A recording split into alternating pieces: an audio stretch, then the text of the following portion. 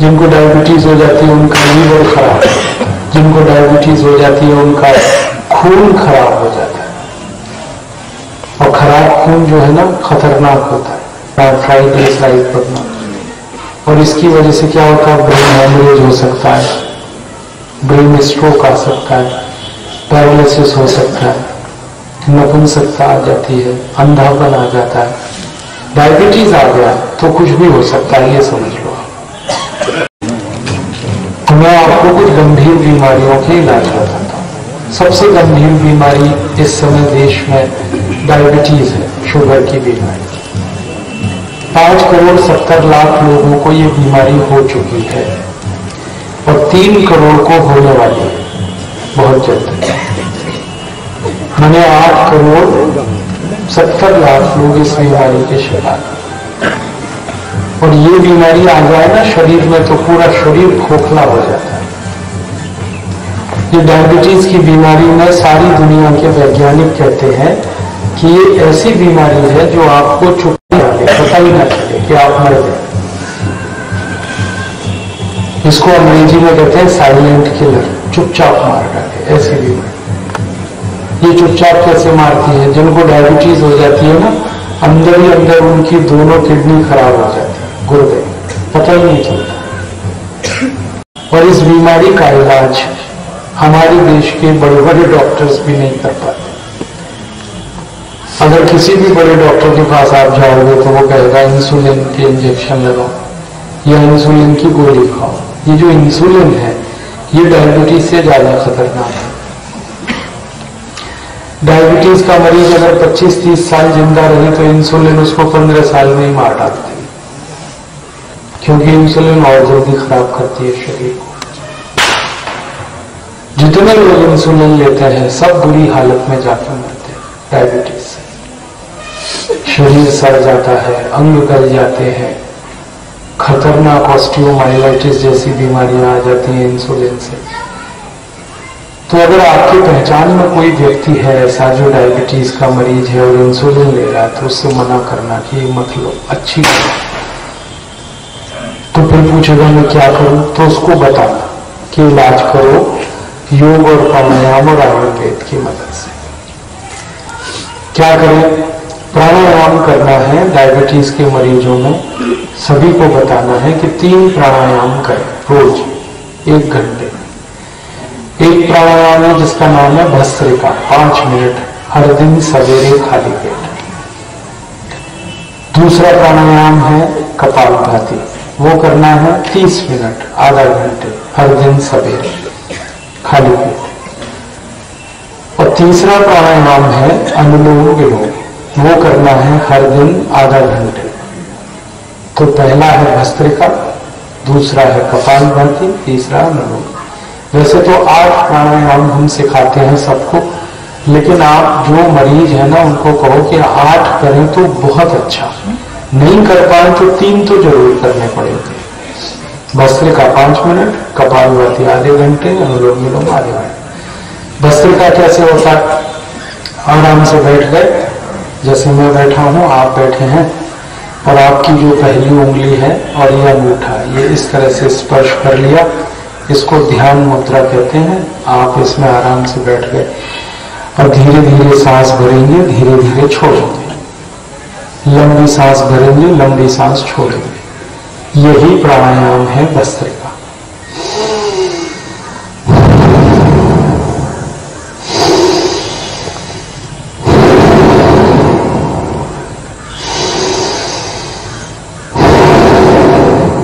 बस यही करना है, 5 मिनट करना है लगातार, रुकना नहीं।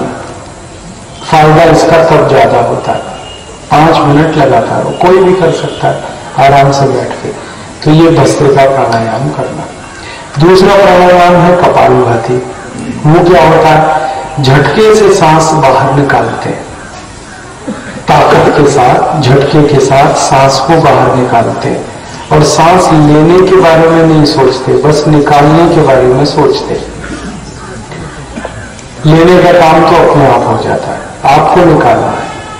और जब सांस निकालेंगे तो ये जो पेट है ना ये अंदर घुसेगा। मैं एक करके दिखाता हूं तो आपको समझ में आएगा थोड़ा।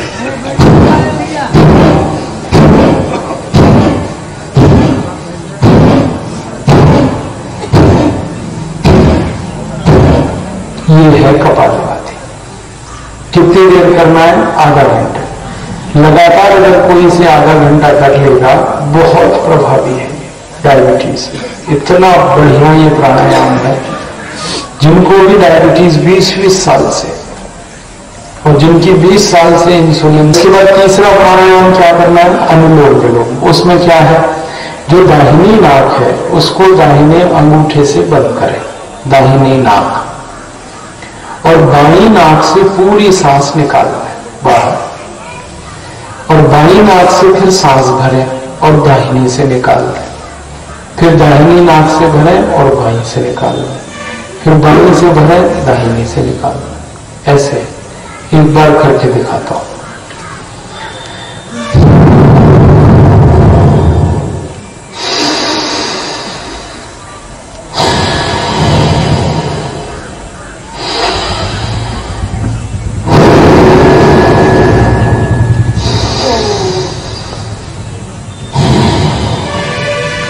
बस इसी को करते रहें। इसको कितनी देर करेंगे? आधा घंटे। तो ये हो गया अनुलोम विलोम। इसके पहले वाला कपालभाति और उसके पहले भस्त्रिका। ये 3 प्राणायाम रोज 1 घंटे करना, 1 घंटा 5 मिनट। और इसके साथ में एक आयुर्वेद की दवा ले सकते हैं। वो दवा आप लिख लो। ये दवा क्या है? मेथी दाना हमारे घर में है, उसको लेना 100 ग्राम और इसको पत्थर में पीस के पाउडर बना लेना। 100 ग्राम मेथी दाना। मेथी दाना वही है जो हम अचार में डालते हैं, आम के अचार में डालते हैं, नींबू के अचार में डालते हैं, सब्जियों में डाला जाता है, वही मेथी दाना। 100 ग्राम मेथी दाना ले लें, पत्थर में पीस के पाउडर बना लें। दूसरी एक दवा है 100 ग्राम तेज पत्ता। तेज पत्ता भी हमारे घर में है, मसाले के रूप में हम इस्तेमाल करते हैं। इसको धूप में सुखा लें और पत्थर में पीस के पाउडर बनाएं। तेज पत्ता 100 ग्राम। फिर एक तीसरी दवा है 150 ग्राम जामुन की गुठली, जामुन का बीज। जामुन का फल तो हम सभी खाते ही हैं, उसका जो बीज निकलता है वो फेंकना नहीं, बहुत काम की चीज है डायबिटीज के लिए। और बाजार में भी मिल जाता है जामुन का बीज खरीदने से, तो बहुत सस्ता है। 150 ग्राम जामुन का बीज और 250 ग्राम लेना है बेल पत्र का पत्ता। बेल पत्र वही जो शंकर भगवान को चढ़ाते हैं। तो 250 ग्राम ले लिया बेल पत्र पत्ता, 150 ग्राम ले लिया जामुन का बीज, 100 ग्राम ले लिया तेज पत्ता, 100 ग्राम मेथी दाना। चारों को पीस लें पत्थर में और ये आपस में मिला लें। पीसने के बाद ये सब मिला देंगे तो ये दवा तैयार हो गई डायबिटीज की। अब इसको खाएंगे कैसे? ये 1 चम्मच खानी है सुबह खाना खाने से 1 घंटे पहले। सुबह खाने का मतलब है नाश्ता, नाश्ते से 1 घंटे पहले सुबह। और शाम को भी ये लेनी है खाने से 1 घंटे पहले। शाम का खाना जिसको डिनर कहते हैं उससे 1 घंटे पहले, और सुबह का खाना नाश्ता उससे 1 घंटे पहले। और ये हमेशा लेना है गर्म जल के साथ लेंगे तो लगभग 1.5 से 2 महीने में सबकी शुगर ठीक हो जाती है। डायबिटीज 2 महीने से ज्यादा किसी को समय नहीं लगेगा ठीक होने में। आराम से आप अपनी बीमारी ठीक कर लेंगे। अब प्राणायाम करने में तो खर्चा कुछ नहीं होगा, और ये जो दवा बनाओगे इसमें भी मुश्किल से 20 या 25 रुपए खर्च होगा, क्योंकि मैंने ये कई बार खुद बना के लोगों को दी है। तो मैंने अपने घर में कई बार बना के देखा, 20-25 रुपए के बीच में खर्च होता है ये पूरी दवा बनाने। और ये दवा 1-1 चम्मच खानी है सुबह शाम, तो 3 महीने चलती है। इतनी दवा जो मैंने बताई। अब बेलपत्र लाओगे ये तो मुफ्त में मिल जाएगा, इसके तो पैसे नहीं लगेंगे। और जामुन अगर आप खा के गुठली सुखा लोगे ये भी मुफ्त का ही पड़ेगा। लेकिन खरीदना भी पड़े तो 150 ग्राम जामुन 7-8 रुपए में मिल जाता है, और 100 ग्राम मेथी दाना 5-7 रुपए का मिल जाता है, 100 ग्राम तेज पत्ता 10-12 रुपए का, तो 20-25 रुपए में है। अब इतना सस्ता इलाज पूरी दुनिया में कहीं नहीं है डायबिटीज का। ये बहुत सस्ता है और बहुत प्रभावी है। ये इलाज जिसने भी किया है सब लोग ठीक हो गए, सबकी शुगर ठीक हो गई। तो ये आप कभी करो, आपको जरूरत पड़े, नहीं तो जिनको जरूरत है उनको बता दो। अपने भारत में 5 करोड़ 70 लाख लोगों को इस इलाज की जरूरत है। तो जब भी कोई मिले आपको कि जिसको डायबिटीज है उसको बता। अब आपके मन में एक सवाल आएगा कि इस इलाज को परहेज है, सावधानी है, वो ये है कि चीनी नहीं खानी है जब तक ये इलाज चलेगा। चीनी बंद कर दे, न चाय में चीनी लेंगे, न दूध में चीनी लेंगे, न दही में लेंगे, न चीनी की मिठाई खाएंगे, चीनी नहीं खाएंगे। ये एक सबसे बड़ा परहेज है इस दवा। आप पूछोगे जी चीनी क्यों नहीं खा सकते? चीनी बहुत खराब चीज है। चीनी की खराबी जानते हैं क्या है? चीनी बनती है एक ऐसे जहर से जिसका नाम है सल्फर। ये सल्फर को आप अंग्रेजी में तो समझ नहीं पाएंगे, सरल भाषा में समझाता हूं। सल्फर का मतलब होता है गंधक। गंधक का मतलब होता है दिवाली पे चलाए जाने वाले पटाखों का मसाला। अब समझ में आया? ये बच्चे जो दिवाली पे पटाखे चलाते हैं, फुलझड़ी चलाते हैं, बम चलाते हैं, अनार चलाते हैं, ये सभी गंधक से बनते हैं सारे। पर यही गंधक से चीनी बनती है, बिना गंधक के चीनी नहीं बनती। तो आप जब चीनी खाते हो तो ये गंधक आपके पेट में जाती है, और ये गंधक है ना, ये खून में जमा हो जाती है। और गंधक ऐसी खतरनाक वो है रसायन कि ये चली तो जाएगी पेट में, निकलती नहीं पेट के बाहर। हमारे शरीर में कई बार ऐसा होता है कि हम कुछ गलत सलत खा लें तो वो बाहर निकल जाता है, या तो पेशाब के रास्ते निकलता है, या तो पसीने के साथ निकलता है, या तो मल के साथ जो हम सुबह टट्टी करते हैं उसके साथ निकल जाता है। तो भगवान ने शरीर में ऐसी व्यवस्था बनाई है कि बहुत सारी गंदगी हमारी निकल गंदगी है, ये किसी से नहीं निकलती बाहर। न पेशाब के रास्ते निकलती है, न टट्टी में निकलती है, न पसीने से बाहर निकलती है। और हम चीनी खाते जाते हैं, ये अंदर जमा होती रहती है, होती रहती है, होती रहती है खून में, क्योंकि जो भी गंदगी जमा होती है वो खून में ही जमा होती है। और फिर खून धीरे धीरे इस गंदगी के कारण खराब होना शुरू होता है। और जब सल्फर से खून खराब होता है तो सबसे पहले खून में कोलेस्ट्रॉल बढ़ जाता है। कोलेस्ट्रॉल बढ़ेगा तो आपको मोटापा आएगा, फिर कोलेस्ट्रॉल बढ़ेगा तो आपको हाई बीपी हो जाएगा, फिर कोलेस्ट्रॉल बढ़ेगा तो ब्रेन हेमरेज हो सकता है, पैरालिसिस हो सकता है। ये एक कोलेस्ट्रॉल है ना 103 बीमारियां पैदा कर देता है। इसलिए चीनी सबसे खराब चीज है जो हम खाते हैं। तो ये डायबिटीज के रोगी कभी भी चीनी ना खाए, क्योंकि जहर तो जहर ही है। आज नहीं हो आपको, कल हो जाएगी इसी चीनी को खाते खाते। सबसे मेरा निवेदन है कि चीनी तो कोई ना खाए। अब आप पूछेंगे भाई क्या खाए? तो गुड़ खाओ, गुड़ मिलता है कि नहीं? वो चीनी से अच्छा है। गुड़ में और चीनी में क्या क्या अंतर है ये मैं समझाता हूं। हमारे शरीर में जो कुछ भी हम खाते हैं ना, वो कुछ फायदा देती है। कोई चीज ऐसी है जिससे आपके शरीर को कैल्शियम मिलता है, कोई चीज ऐसी है जिससे फास्फोरस मिलता है, कोई चीज ऐसी है जिससे मैग्नीशियम मिलता है, मैग्नीज मिलता है, कोई चीज ऐसी है जिससे पोटेशियम मिलता है। ऐसे 18 तत्व होते हैं, हर चीज से कुछ ना कुछ मिलता है। किसी से विटामिन मिलता है, किसी से प्रोटीन मिलते हैं, है ना? लेकिन चीनी से कुछ नहीं मिलता। इसको ध्यान से सुनो। चीनी एक अकेली चीज है जिसको खाने से कुछ नहीं मिलता, न कैल्शियम, न आयरन, न फास्फोरस, न मैग्नीशियम। जो मिलता है वो सल्फर है और वो जहर है, जो मैंने थोड़ी देर पहले बताया। जो काम की चीज है वो कुछ नहीं मिलती चीनी से, क्योंकि चीनी में कोई अच्छी चीज है ही नहीं। चीनी में कोई प्रोटीन नहीं है, चीनी में कोई विटामिन नहीं है, चीनी में कोई सूक्ष्म पोषक तत्व कैल्शियम, आयरन आदि आदि नहीं। चीनी में बस एक ही है जो जहर है, वो सल्फर।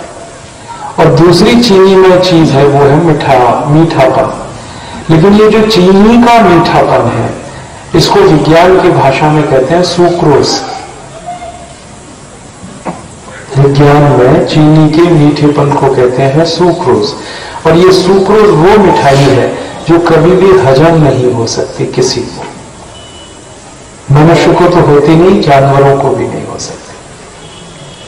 सुक्रोज हजम नहीं होता। ये ऐसी मिठाई है जो खाते लोग मीठापन लगेगा लेकिन हजम नहीं होगी। हजम होने से मतलब कोई भी चीज जब हजम होती है तो वो हमें खून देती है, खून बढ़ाती है। चीनी के हजम होने की कोई संभावना नहीं होती शरीर में, क्योंकि इसमें जो सल्फर है वो इसे हजम नहीं होने देता। अब दो बातें हमेशा याद रखना। कोई चीज जब हजम होती है तो खून बढ़ाती है, और जब वो चीज हजम नहीं होती तो कोलेस्ट्रॉल बढ़ाती है। कोलेस्ट्रॉल माने कचरा, कीचड़, गंदगी। तो चीनी खाओगे तो कचरा बढ़ेगा शरीर में, कोलेस्ट्रॉल। तो चीनी मत खाओ। अब आए गुड़। गुड़ में क्या है? गुड़ में वो सब चीज है जो हमारे शरीर को फायदा देती है। गुड़ में कैल्शियम है, गुड़ में आयरन है, गुड़ में फास्फोरस है, गुड़ में मैग्नीशियम है, गुड़ में मैग्नीज है, गुड़ में सोडियम है, गुड़ में पोटेशियम है। हमें जो चाहिए वो सब गुड़ में है और चीनी में कुछ नहीं। आप बोलोगे चक्कर क्या है? चीनी भी गन्ने के रस से बनती है और गुड़ भी गन्ने के रस से बनता है। बनते दोनों एक ही चीज से है ना। और चीनी में कुछ नहीं और गुड़ में सब कुछ। ये चक्कर ऐसा है कि जब चीनी बनाई जाती है तो उसके बनाने के चक्कर में वो सब चीजें जो गन्ने में है वो निकल जाती है। चीनी बनाने की क्रिया इतनी खराब है कि उसमें हर अच्छी चीज निकल जाती है। गन्ने के रस में कैल्शियम है, गन्ने के रस में फास्फोरस है, गन्ने के रस में मिनरल्स हैं, विटामिन है, लेकिन चीनी बनाने के चक्कर में ये सब बर्बाद हो जाते हैं, क्योंकि चीनी बनाने में 23 तरह के केमिकल डाले जाते हैं, वो इनको खत्म कर देते हैं। और गुड़ बनाते हैं हम, तो गुड़ बनाने में कुछ नहीं होता, खाली गन्ने के रस को गर्म करते हैं और गर्म करते करते गुड़ बन जाता है। ज्यादा से ज्यादा इतना करते हैं कि गुड़ बनाते समय थोड़ा दूध डाल देते हैं उसमें, ताकि उसकी सफाई हो जाए। और कुछ किसानों को मैंने देखा वो भिंडी का रस डाल देते हैं, तो भिंडी भी कोई खराब चीज नहीं है, हम उसे खाते हैं सब्जी के रूप में, और दूध तो है ही नहीं खराब। तो गुड़ बनाने में कोई ऐसी खराब चीज मिलाई नहीं जाती, इसलिए गुड़ में हर चीज है। और चीनी में खतरनाक 23 केमिकल्स मिलाते हैं। तो चीनी जहर है, गुड़ अमृत है। गुड़ खाओ, चीनी मत खाओ। और किसी भी चीज में चीनी मत खाना। चाय पीनी है, गुड़ की पियो। दूध पीना है, गुड़ से पियो। दही खाना है, गुड़ का खाओ। मट्ठा पीना है, छाछ पीनी है, गुड़ से पियो। हलवा बनाना है, गुड़ का बनाओ। खीर बनानी है, गुड़ की बनाओ। कल मैंने गुड़ की खीर खाई, बहुत स्वादिष्ट। कल रात बिलासपुर में मैं एक प्रोफेसर साहब के घर में ठहरा हूं, उन्होंने गुड़ की खीर खिलाई, बहुत स्वादिष्ट। चीनी तो कुछ नहीं उसके साथ। तो आप गुड़ से खीर बना सकते हो, गुड़ का ये बना सकते हो। ये जो हलवा बनता है, लड्डू बनते हैं, पेड़ा बनता है, बर्फी बनती है, कुछ भी बनता है गुड़ का। और आपको एक पुरानी बात याद दिलाता हूं कि हम तो हजारों साल से गुड़ ही खाते रहे। ये चीनी तो तब आई जब अंग्रेज आए भारत।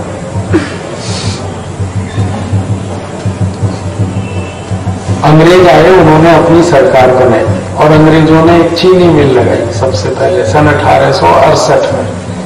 और उस चीनी मिल ने चीनी बनाई, फिर अंग्रेजों की नकल कर करके हमने खाना शुरू कर दिया। तब से बीमारी लग गई इस देश में। मैंने चीनी का बहुत रिसर्च किया और मैंने उस रिसर्च में ये देख पाया कि जब तक भारत में कोई चीनी नहीं खाता था, किसी को डायबिटीज नहीं थी, किसी का हाई ब्लड प्रेशर नहीं था, किसी को लकवा नहीं मारता था, ब्रेन हेमरेज नहीं होता था, पैरालिसिस नहीं होता था, जब तक चीनी नहीं थी। और जैसे ही चीनी घुसी इस देश में, बस सारे गड़बड़ी शुरू हो। तो आप इसे निकाल और इस